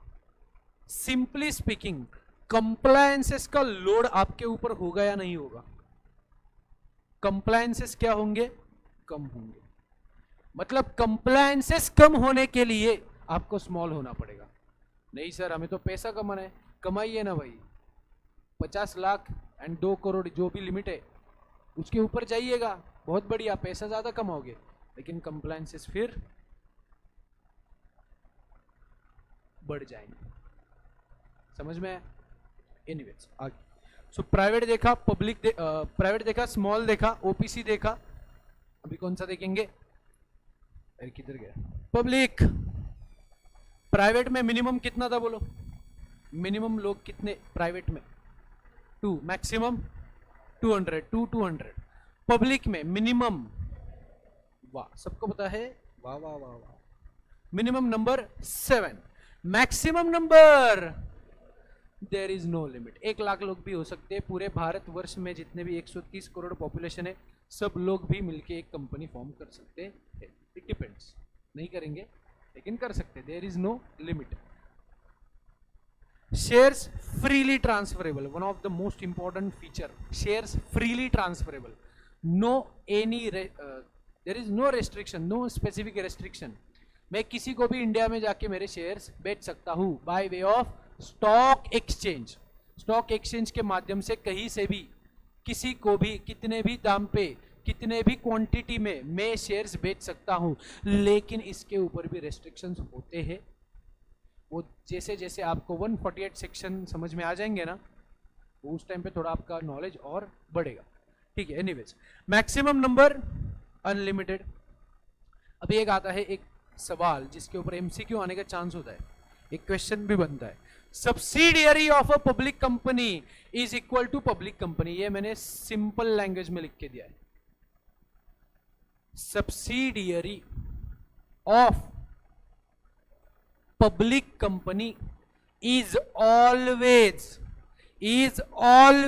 अ पब्लिक कंपनी, या फिर डीम्ड एज पब्लिक कंपनी बोलो, to be more specific. Sir क्या बोला आपने, समझा नहीं। रिलायंस इंडस्ट्रीज लिमिटेड, RIL मतलब कौन? रिलायंस इंडस्ट्रीज लिमिटेड, एन में SM private limited. Reliance industries limited is a public company, सबको पता है, अभी बताने की जरूरत है क्या? It is a public company. It is having let us से 80% shares in ABC private limited. Reliance Industries Limited is having 80% share capital in ABC Private Limited. Please tell me which is a public company, which is a private company. One number, 2 number. Galat. It shall be deemed as a public company if public company holds its share capital. यानी कि आप बड़ी बाप की अगर औलाद हो तो फिर आप भी बड़े ही हो। सिंपल, समझ में आया क्या? अगर पब्लिक कंपनी का अगर प्राइवेट कंपनी में इन्वेस्टमेंट है, स्टेक है, to be more specific subsidiary है. This is holding, holding, and this is subsidiary. This is holding, this is subsidiary. तो ये सब्सिडरी बच्चा अगर होल्डिंग, होल्डिंग कौन होनी चाहिए? पब्लिक. तो क्या हो जाएगा? ये बच्चा भी पब्लिक. सर इससे क्या होगा? इससे क्या होगा? मतलब ये एबीसी प्राइवेट लिमिटेड भी शेयर मार्केट में जाके शेयर बेच सकता है ना? No, deemed as a public company. सिर्फ और सिर्फ रेस्ट्रिक्शन लगाने के लिए. इसका मतलब क्या है? ये जो एबीसी प्राइवेट लिमिटेड यानी कि private company versus public company, restriction किसके ऊपर ज्यादा होंगे? गवर्नमेंट की नजर किसके ऊपर ज्यादा होगी? प्राइवेट कंपनी के ऊपर. मैं एंड मेरा भाई, सिर्फ हम दो, हमारी प्राइवेट कंपनी है एंड मैं रिलायंस हूं, मेरे 10 लाख शेयर होल्डर्स हैं. हम दोनों के ऊपर ज्यादा रिस्ट्रिक्शंस होंगे. किसके ऊपर होंगे? But obviously public company. तो यहां पे अगर आप रिलायंस के बच्चे हो तो ये मान लिया जाता है आप बड़ी बाप की औलाद हो, तो फिर आपके ऊपर भी ज्यादा रिस्ट्रिक्शन. सिर्फ इतना ही मोटिव है उसके पीछे. क्यों? क्योंकि ये कंपनियां, please apply your common sense, ये कंपनियां कोई सामान्य किस्म के लोग कंट्रोल नहीं कर रहे. ये कंट्रोलिंग अथॉरिटी किसके पास है? पब्लिक कंपनियों के पास. इसलिए ज्यादा रेस्ट्रिक्शंस लगने चाहिए. इसलिए ये क्या है? अभी लेते हैं दूसरा एग्जांपल. मैं हूं सर्वेश महेंद्र प्राइवेट लिमिटेड, 1 लाख रुपए का शेयर कैपिटल एंड 5 लाख रुपए turnover. And one fine day मैंने भी सोचा चलो एक प्राइवेट कंपनी इनकॉर्पोरेट करते हैं. So my subsidiary Sarvesh Mahendra square private limited, original company and उसकी subsidiary company. So this is holding, this is subsidiary. अभी क्या किया जाए? बड़ी बाप की औलाद बड़ी, छोटे बाप की औलाद छोटी. तो यहां पे ये कौन थी बच्चों? ये कौन थी? ये प्राइवेट थी ना. सो प्राइवेट की सब्सिडियरी, उसको टीम क्या करना है आपको? पब्लिक कर सकते हो क्या? मतलब ये यहां पे ये भी प्राइवेट, ये भी प्राइवेट. करूं क्या? Private subsidiary of a private limited company is deemed as a public company. मैं तो बड़ा नहीं हुआ, मेरा बेटा तो जरूर बड़ा होगा. ऐसे कुछ भी डायलॉगबाजी करके करूं क्या? नहीं कर सकता. एक कॉमन सेंस देखो, कंपनी एक्ट भी कितना नालायक है कि उसने. एनीवेज यहां पे देखो एक एग्जांपल भी लिखा है. किधर गया? हाँ ये देखो यहाँ पे पब्लिक कंपनी होल्डिंग है, प्राइवेट कंपनी उसकी सब्सिडरी है, then deemed as a public company. And यहाँ पे प्राइवेट कंपनी होल्डिंग है एंड प्राइवेट ही सब्सिडरी होती है, तो will remain private company only. ये समझ में आया? सर हमारे दिमाग में और एक क्वेश्चन आता है, हमारा दिमाग बहुत तेज तर्रार चलता है. सर्वेश महेंद्र प्राइवेट लिमिटेड है सर, लेकिन सर्वेश महेंद्र ने रिलायंस इंडस्ट्रीज में इन्वेस्ट किया है. तो यहाँ पे क्या होगा? यहाँ पे प्राइवेट कंपनीज हैविंग अ बच्चा ऑफ पब्लिक कंपनी. तो यहाँ पे क्या हो जाएगा? Deemed as a public company. अरे बेटा ये ओरिजिनली पब्लिक ही कंपनी है ना, उसको डीम क्यों करना है फिर? समझा क्या कुछ? ये जो क्या बोला मैंने, private companies having share capital in public company, investment in public company. अरे तो लेकिन इसको डीम समझता है ना, मान लिया जाएगा. अरे मान लिया क्यों जाएगा? वो ऑलरेडी पब्लिक ही कंपनी है. ये समझ में आया क्या? डीमिंग प्रोविजन सिर्फ कहां पे आया? जहां पे पब्लिक ने प्राइवेट में इन्वेस्ट किया ना, वहां पे सिर्फ डीमिंग प्रोविजन आया. ये आपको बात समझ में आई क्या? जहां पे पब्लिक ने प्राइवेट में इन्वेस्ट किया, सिर्फ वहीं पे डीमिंग, मतलब मानना पड़ेगा. ये डीम वर्ड का मीनिंग समझता है क्या? मतलब आप में से कोई स्टूडेंट अगर मुझे नीचे चाय की टपरी पे स्मोकिंग करते हुए दिखा एंड उसके बाजू में एक और कोई बंदा खड़ा है जो स्मोक नहीं कर रहा है, मैं मान लूंगा कि वो भी स्मोक कर रहा है. This is called as deeming provision. He will be also deemed as a bad boy. Anyways, चलो उसके बाद में होल्डिंग एंड पब्लिक कंपनी हो गया, मिनिमम 7, मैक्सिमम 200 मेंबर्स। उसके बाद में ट्रांसफरेबिलिटी इजी है या डिफिकल्ट है? इजी है। ट्रांसफरेबिलिटी ऑफ शेयर्स इजी है या डिफिकल्ट है? प्राइवेट में नहीं है अलाउड, पब्लिक में अलाउड है, तभी जाके शेयर मार्केट चल रहा है ना, बराबर क्या? And subsidiary of a public company is deemed as public company. फिर से एक बार रिपीट करो मेरे साथ, subsidiary of a public company is deemed as a public company. Okay, चलो होल्डिंग एंड सब्सक्राइबिंग नहीं है, ठीक है, अभी भी टाइम हमारे पास, ये भी खत्म कर लेते हैं। होल्डिंग एंड दूसरा कौन सा होता है? Subsidiary company. So holding subsidiary company in relation to any other company means a company which is a holding, the company in which the holding company controls the composition of board. So subsidiary company का definition क्या है? Subsidiary company वो company है जहां पे holding company hold कर रही है। क्या? दो option. Option number 1, controls the composition of board of directors, controls the composition of board of directors। ऐसे बहुत बार होता है। फॉर एग्जाम्पल टाटा, रतन टाटा जी सबको पता है, लेकिन अभी वो रिटायर हो चुके हैं। सो रतन टाटा के अलावा 20-25 डायरेक्टर अगर टाटा इंडस्ट्रीज लिमिटेड में है, एंड मान लीजिए, नहीं मेरी घड़ी फास्ट ट्रैक की नहीं, किसी की फास्ट ट्रैक की घड़ी है क्या यहाँ पे?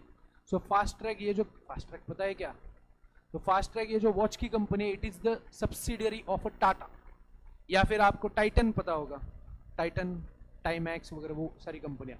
तो अगर मान लीजिए टाटा के ओरिजिनल कंपनी में, मतलब पापा कंसर्न, होल्डिंग यानी कि पापा, सो पापा कंसर्न में मान लीजिए 20 बोर्ड ऑफ डायरेक्टर्स है, उसमें से मान लीजिए उन्हीं में से 4 बोर्ड ऑफ डायरेक्टर्स ने, मान लीजिए फास्ट ट्रैक, इसमें भी board of directors, Tata industries के 20 डायरेक्टर्स, उसमें से 4 डायरेक्टर किसके कंपोजिशन में है? फास्ट ट्रैक के। तो यहां पे क्या हुआ? एज गुड एज इन्फ्लुएंस हो गया on the composition of board of directors. जो कंपनी वो लोग चला रहे पापा की, पापा कंपनी, वही लोग बेटा कंपनी भी चला रहे। ये समझ में आया क्या पॉइंट? सो होल्डिंग सब्सिडियरी रिलेशनशिप 2 रिश्तों से आता है। रिश्ता नंबर 1, कंट्रोलिंग का रिश्ता। कंट्रोल किसका होना चाहिए? On the composition of board of directors. रिश्ता नंबर 2 क्या है? देखो,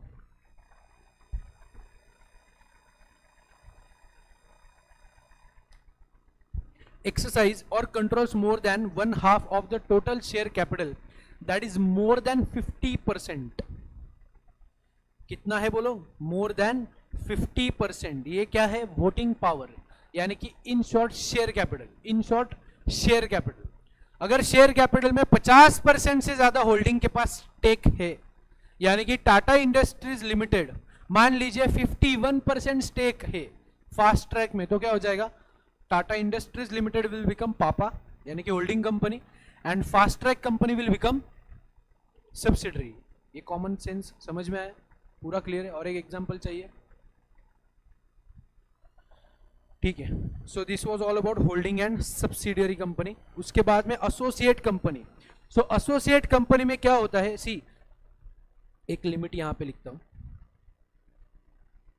मतलब यहां पे 1 कंपनी एंड उसकी इन्वेस्टमेंट है सेकंड कंपनी में। 1 कंपनी मतलब जो इन्वेस्ट कर रहा है, एंड इन्वेस्ट किस में किया है? सेकंड कंपनी में। सो अगर आपके पास 0% इन्वेस्टमेंट है तो कुछ भी रिश्ता होगा क्या? नहीं ना, कुछ सवाल नहीं आता।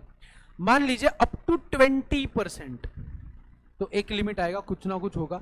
अप टू 50% कुछ ना कुछ होगा। तो जैसे कि आपको पता है 50% का हमने देख लिया, कौन सा वाला पोर्शन हमने देख लिया? 50% से ज्यादा। 50% से ज्यादा if company number 1 holds in company number 2। ये होल्ड का मतलब अभी समझता है ना? होल्ड मतलब आप मान लेना, डीम कर लेना कि I mean to say shares है उसके पास। So company 1 is holding in company 2 more than 50%। Directly relationship क्या बन जाएगा? होल्डिंग एंड सब्सिडियरी का रिलेशनशिप। लेकिन अगर उसके पास 50% से कम स्टेक है, मान लीजिए 40% स्टेक है, स्टेक मतलब शेयर, 40% स्टेक है, तो वो कौन सा रिलेशनशिप आ जाएगा? Associate relationship. सर कैसे? देखो यहाँ पे definition, a company in which the other company has a significant influence but which is not a subsidiary company. Significant influence है लेकिन होल्डिंग सब्सिडियरी रिलेशन नहीं है, मतलब 50% के ऊपर वाला रिलेशन नहीं है लेकिन सिग्निफिकेंट इन्फ्लुएंस है। अभी what is significant influence of the company having such influence and includes a joint venture company? So what is significant influence? 20% of the total voting power or controls or participate in business decision. So directly controls the composition of board of directors रहेगा तो क्या आ जाएगा? Holding subsidiary. लेकिन सिर्फ decision making में अगर help करते या फिर 20% से ज्यादा वोटिंग पावर है तो फिर कौन सा रिलेशनशिप? Associate relationship. तो कैन आई से यहां पे इट इज एसोसिएट रिलेशनशिप, यहां पे सिर्फ एसोसिएट रिलेशनशिप, यहां पे इसके आगे होल्डिंग सब्सिडरी। सर यहां पे क्या होगा? इस वाले एरिया में कुछ नहीं होगा, सिर्फ और सिर्फ इन्वेस्टमेंट होगा, बाकी कुछ भी आपको पूछेंगे क्या? नहीं पूछेंगे। समझ में आएगा? So associate versus holding subsidiary relationship समझा? ठीक है। अभी ये जॉइंट वेंचर का जस्ट मतलब लिख के दिया है। एक कोई तो गुंठा मंत्री है, गुंठा मंत्री आपको समझता है? गोल्डमन, जो गोल्ड पहनता है। अरे गोल्डमन है ना, इतने अभी पुणे में है, ऑल ओवर इंडिया अभी बढ़ गए। सो उनके पास क्या होती है? ज़मीन होती है, जायदाद होती है, बहुत ज़्यादा लैंड होती है, लेकिन दिमाग नहीं होता। तो वो क्या करते हैं? किसी दिमाग वाले बंदे के पास जाते हैं और उसको बोलते हैं एक काम करना, इसके ऊपर बिल्डिंग बना जो मुझे नहीं जमती, मैं सीमेंट ला के दे सकता हूँ लेकिन मैं वो मैप डिज़ाइन वगैरह नहीं बना सकता, तो तू एक काम कर, तू एक बिल्डिंग बना। तो इसलिए क्या होता है, ऐसे इंडिया में बहुत सारे जॉइंट वेंचर क्या होते हैं? बिजनेस मॉडल्स होते हैं। मैं कुछ करूँगा, आप भी कुछ करना, दोनों मिलके बिजनेस वेंचर करेंगे, बिजनेस खत्म, हमारा संबंध खत्म। ये लैंड एक्विजिशन किया, कंस्ट्रक्शन किया, फ्लैट्स को सेल किया, बिजनेस खत्म। जिस टास्क के लिए बिजनेस शुरू किया था, लिमिटेड पर्पज या अनलिमिटेड, हमारा रिश्ता नहीं चलेगा, सालों साल परपेचुअल सक्सेशन नहीं होगा हमारे रिश्ते में। ये सिर्फ क्या होगा? Project oriented. एक प्रोजेक्ट किया सिर्फ उसके लिए। अभी मान लीजिए वो इंजीनियर में था, सो मेरा रिश्ता एक गुंठा मंत्री के साथ था, अभी उसके साथ रिश्ता खत्म, कोई दूसरा ढूंढूंगा। करेक्ट है क्या? किसी दूसरे वाले प्रॉपर्टी जिसके पास पड़ा होगा, जिसके पास दिमाग नहीं होगा लेकिन पैसा होगा, उसको अप्रोच करूंगा कि कंस्ट्रक्शन में करके देता हूँ, जगह आपका रहेगा, दोनों 50-50% पार्टनरशिप करेंगे। सो ऐसे बिजनेस और मॉडल्स को क्या बोलते हैं? Joint venture. एनीवेज,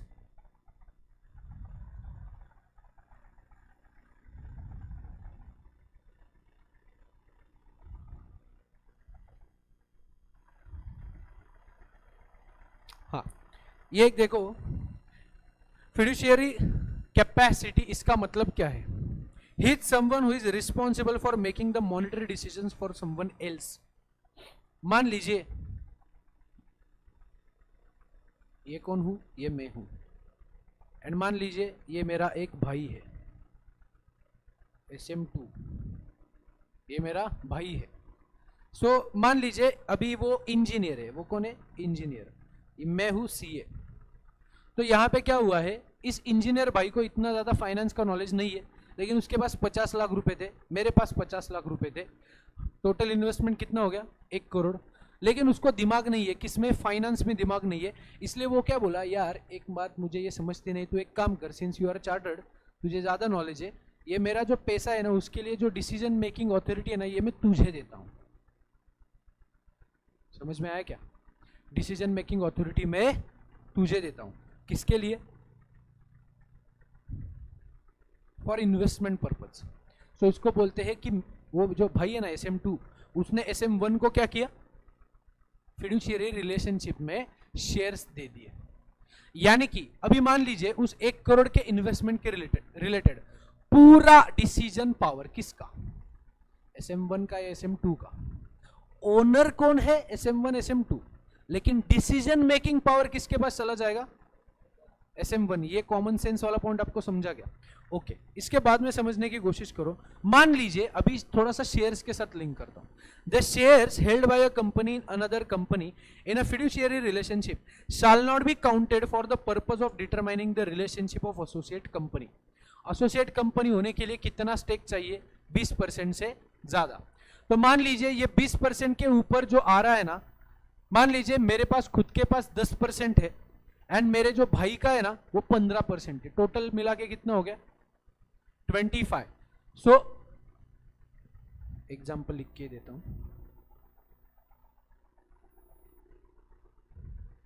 अभी एक कंपनी के फॉर्म में बोल रहा हूं, कंपनी 1 कंपनी 2, कंपनी 1 कंपनी 2। मान लीजिए कंपनी 1 के पास है शेयर्स 10%, कंपनी 2 के पास है 15%। किसमें? ये एक कंपनी है XYZ private company, XYZ private limited. So XYZ company and company 1 company 2, so company 1 is having 10% stake in XYZ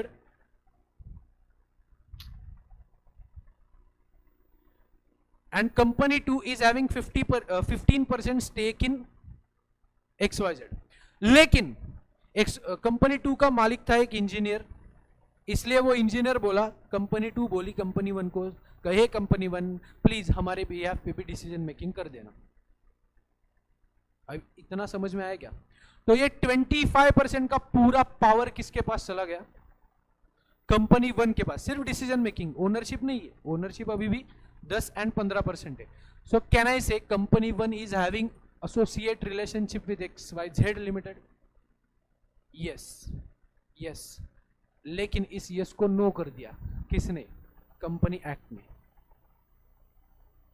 वैसे देखा जाए तो मेरे पास ही पूरा पावर आ गया था ना, ऑन पेपर मेरे पास ही पूरा, कंपनी 1 के पास पूरा आ गया था कि नहीं पावर? कितने पावर आ गया था? 10% या 15% या 25%? 25% का पावर था। लेकिन कंपनी एक्ट क्या बोला? अगर फिड्यूशियरी रिलेशनशिप में आपके पास ऐसा अगर पावर आया है एंड अगर वो 20% से ज्यादा स्टेक हो रहा है तो उसको एसोसिएट रिलेशनशिप मानने की जरूरत नहीं है। तो ये क्लैरिफिकेशन है, समझ में आया क्या? इतना ही था, बाकी कुछ भी नहीं। फिर से एक बार बोलता हूं कि कंपनी 1 के पास टोटल मिला के, मतलब किसी और कंपनी का फिड्यूशियरी रिलेशनशिप में अगर उन्होंने स्टेक लिया है कंट्रोल में, तो उसको टोटल मिला के अगर 20% से ज्यादा आ रहा है तो फिर प्लीज उसको एसोसिएट रिलेशनशिप में डालने की जरूरत नहीं है। That's it. पूरा समझ में आया क्या? उसके बाद में एक गवर्नमेंट कंपनी रह गया है। Government company is a company in which not less than 51% of paid up share capital is held by central government और स्टेट गवर्नमेंट और गवर्नमेंट्स, मतलब क्या? महाराष्ट्र गवर्नमेंट प्लस गुजरात, ऐसे दोनों मिला के भी इन्वेस्टमेंट कर सकते हैं, या फिर central government and state government. Combination number 1 only केंद्र सरकार।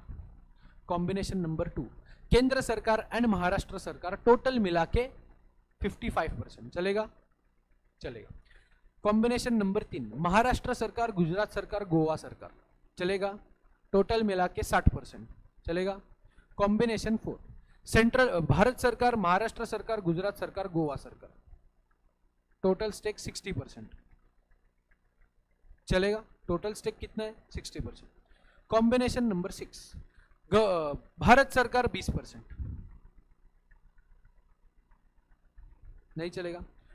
Next combination government of India 25% and Maharashtra government 29%. It will become a government company or not? Total of the stake of government, central government as well as state government कितना बन जाएगा? More than 51%. Holding subsidiary में 50% से ज्यादा था, यानी कि greater than 50%। Government company के डेफिनेशन में, गवर्नमेंट कंपनी के डेफिनेशन में देखो एट लीस्ट 51%, मतलब मोर देन इक्वल टू 51। वहां पे क्या था होल्डिंग सब्सिडरी में? मोर देन 50%, मतलब डॉट 50 चलेगा क्या? डॉट 50 नहीं चलेगा, होल्डिंग सब्सिडरी नहीं होगा। लेकिन यहां पे डॉट 51 रहेगा तो चलेगा, गवर्नमेंट कंपनी हो जाएगा। Okay, so what is a government company? Any company in which central government और central government along with state government or state government or governments controls more than equal to 51% of the paid up share capital will be treated as a government company। मतलब एक कोई तो company है जिसका stake ये से 51% से ज्यादा किसी गवर्नमेंट अथॉरिटी के पास है, तो वो बच्चा कंपनी भी क्या बोला जाएगा? Government company. सिंपल है, ठीक है। What is a foreign company? Any company और body corporate which is incorporated outside India, conducts any business in India by itself through an agent physically और थ्रू इलेक्ट्रॉनिक मोड। ये definition कभी कभी आता है एक मार्क के लिए, ठीक है। सेक्शन 8, ठीक है, सेक्शन 8 बचा है, डॉर्मेंट 4-5 कंपनियां बचे, ठीक है।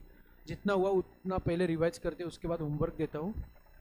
चलो लेटेस्ट रिवाइज पहले, आज के पूरा दिन जो जो सीखा, क्या क्या सीखा बोलो। सबसे पहला 1 person company. What is 1 person company? Only 1 natural person. उसके बाद लेस देन, बोलो जल्दी जल्दी, रेसिडेंट होना चाहिए एंड 182 डेज से ज्यादा प्रीवियस कैलेंडर ईयर में स्टे होना चाहिए। बोलो आगे। उसके बाद paid up share capital, paid up share capital 50 lakhs नहीं होना चाहिए ना, less than 50 lakhs and turnover less then 2 crore. ये अगर 2 साल तक आपने मेंटेन किया, 2 साल तक, तो 2 साल तक आप कन्वर्ट नहीं कर सकते। इसको आपने एक्सीड कर दिया तो 2 साल के अंदर अंदर आपको मैंडेटरीली कन्वर्ट करना ही पड़ेगा। उसके बाद में कौन सा कंपनी देखा? Public company. What is public company? Which is not a private company and which आपको minimum paid up share capital की रिक्वायरमेंट है या नहीं है as may be prescribe. Okay, उसके बाद में पब्लिक कंपनी में मिनिमम 7, मैक्सिमम 200 नहीं, अनलिमिटेड। शेयर्स इजीली ट्रांसफरेबल, खरीद सकते हो, बेच सकते हो, और इजीली ट्रांसफरेबल। ज्यादा रेस्ट्रिक्शंस या कम restrictions? Subsidiary of a public company is deemed as public company, ठीक है।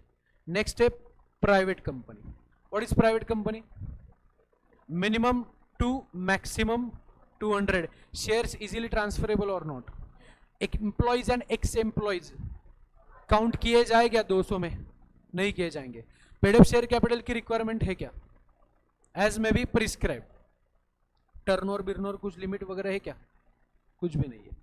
उसका एक छोटा बच्चा था, स्मॉल कंपनी। बोलो turnover less than 50 lakhs but as may be prescribe but which shall not exceed 5 crore and paid up share, ये sorry, paid up share capital था टर्नओवर 2 करोड़ और as may be prescribe but which shall not exceed 20 crore.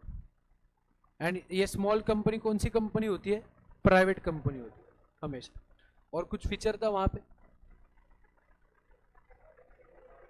हाँ, not applicable to holding subsidiary relationship as well as section 8 and हाँ, govern by special act. 3 जगहों पे small company criteria नहीं होता। Small company को restriction ज्यादा या कम? रेस्ट्रिक्शन ज्यादा नहीं है, कम है, इसीलिए तो स्मॉल बेटा बोला ना मैंने उसको। और कौन कौन सा था? Holding subsidiary. What is holding subsidiary? Holding company which is not a subsidiary company. Then what is a subsidiary company? Subsidiary is a company in which holding company holds in 2 situations. First is control over the composition of board of directors and second more than 50% of the voting power. ये 2 condition है, then वो holding subsidiary relationship बन जाएगा।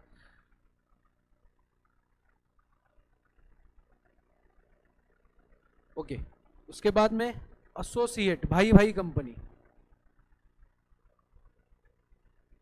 Associate company is a company in which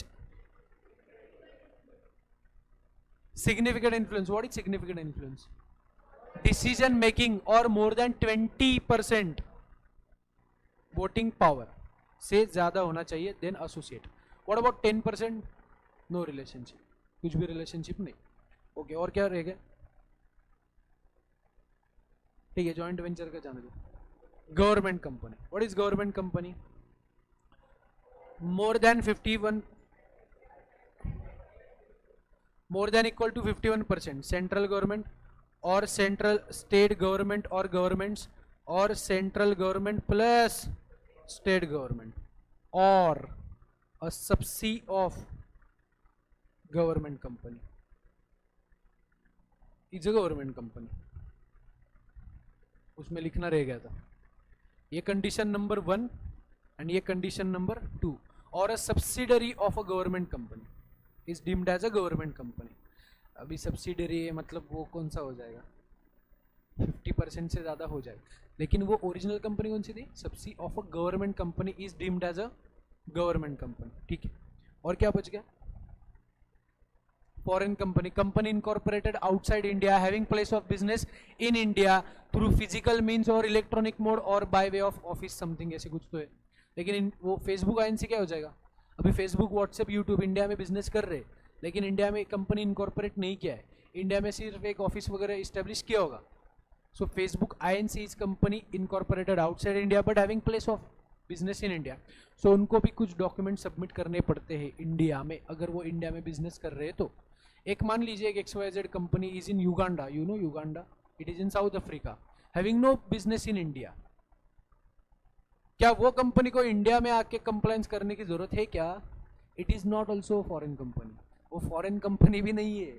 अभी आप बोलोगे नहीं sir वो तो फॉरेन में, तो फॉरेन कंपनी, अरे नहीं, कंपनीज एक्ट के डेफिनेशन के हिसाब से foreign company is a company incorporated outside India but doing some business in India through some branch और फिजिकल मीन्स और इलेक्ट्रॉनिक मीन्स, देन यहाँ पे फॉरेन कंपनी के डेफिनेशन में आ जाएगा. एंड फॉरेन कंपनी के डेफिनेशन में आ गए तो आपको कुछ फॉर्म्स वगैरह इंडिया में भी भरने पड़ते. सो मैं ऐसे भी किसी भी वर्ल्ड, अदरवाइज क्या होता, दुनिया भर की सारी कंपनियों को इंडिया में कंप्लायंस करने पड़ते. उनसे हमें लेना देना नहीं है, वो फॉरेन कंपनियों से लेना देना नहीं है, foreign company as per the companies act से हमें लेना देना है. समझ में आए? So this was all about today's session. जल्दी से राइट योर होमवर्क. आपका होमवर्क ये है, सबसे पहले कंपनीज एक्ट 2013 डाउनलोड ऐप करना है आपको. क्या करना है? डाउनलोड ऐप, MMJC समथिंग ऐसा कुछ तो कंपनी का नाम है, MMJC ऐसे कुछ तो समथिंग कंपनी का नाम होगा. I will share the WhatsApp screenshot, मैं उस एप्लीकेशन का स्क्रीनशॉट सेंड कर दूंगा. उस एप्लीकेशन में बेयर एक्ट है. कौन सा एक्ट है? Bare act, raw act. ये पहला डाउनलोड करना है. एंड अभी आज हमने जितना भी सीखा, कौन कौन सा सीखा, holding subsidiary, private, public, 1% company, small company, ये जितना भी सीखा आपको डेफिनेशन उसकी बेयर एक्ट से सर्च करनी है एंड एक टाइम लिखनी है.